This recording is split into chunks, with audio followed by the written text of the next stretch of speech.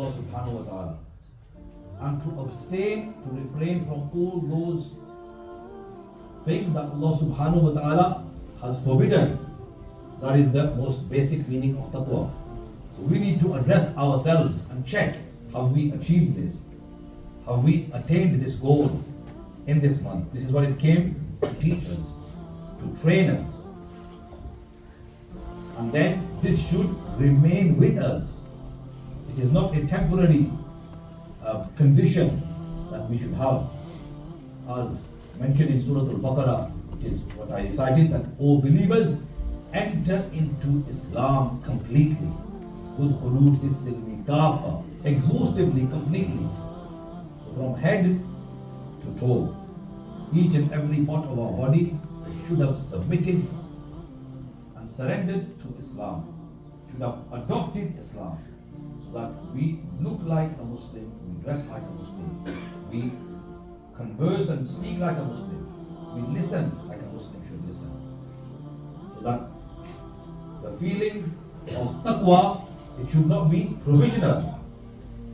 Our connection with the deen, with the worship of Allah subhanahu wa ta'ala, it should not be provisional, it should not be arzi and temporary. It should stay with us, it should remain with us even after, even post Ramadan. Ramadan ke baad bhi. It is not as if being a Muslim is only for Ramadan, it is for life. It is for every month of the year. We have this concept, this soch, that as soon as the month of Ramadan has left us, the shaitan has been released, it's like we have surrendered to the shaitan again. And we follow the footsteps of the shaitan, which is what the Quran is telling us not to do.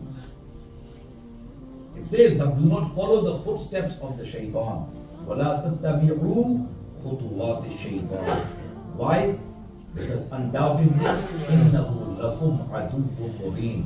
He is for you an open enemy, a clear enemy, not a hidden enemy. He is declared an enemy, or proclaimed an enemy repeatedly in the Quran by Allah subhanahu wa ta'ala to warn us. Yet we continue to follow him. As Allah says that we do sajda to Allah subhanahu wa ta'ala, sajda Khaliq ko bhi aur Iblis se yarana bhi. We've got dosti, we've got friendship with the shaitan. When we say that no, there's a contradiction with our words and actions. With our tongue we claim we've submitted, but in our actions we are following Satan.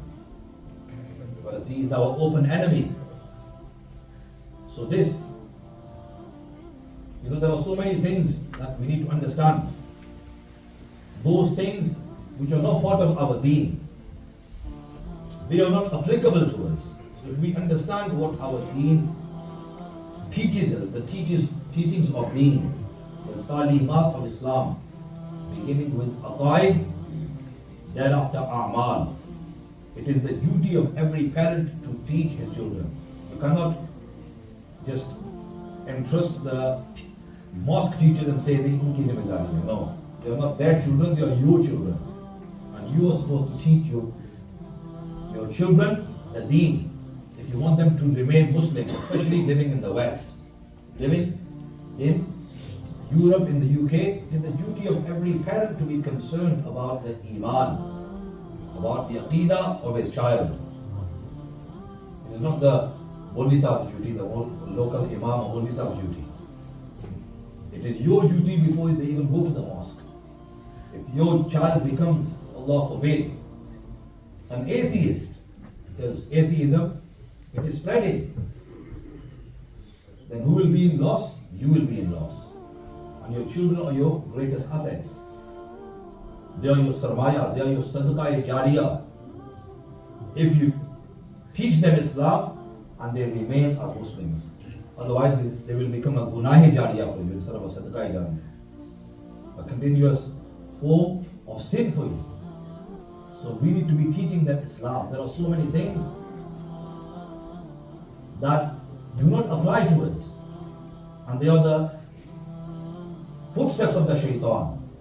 Just as we know that kufr It does not have anything to do with Islam, and it is the opposite of Islam. Shirk is the opposite of Islam. Misguidance is also taking one out of the path of the Ahlul Sunnah wal Jama'ah. We need to teach our children those things, those sins which are kabair, which are the major sins, and also the minor sins. We need to educate them and teach them about why we believe in Allah, why we believe in the articles of faith, the Durudiyat Deen. And just as we know that wine, pork is haram, our children should be taught that LGBTQ is also haram. It does not apply to Muslims. It is inapplicable. Just as we easily accept and know that wine is haram, pork is haram, they should know that having a transformation of your gender is haram. It is inapplicable. It does not apply to us. And you cannot become and be in a relationship with someone who is of the same gender. Yeah? Being a gay or a lesbian is also haram. To have your gender changed is also haram. We are whatever Allah has created us. يَخْلُقُ مَا يَشَاءُ. And He has created us as males or females, as the Quran says. And we accept that. Whatever Allah created us from the point of birth, that is what our gender is. And that is what we will remain as. So we need to educate our children about all of these conspiracies of the West, all of these footsteps of the shaitan. No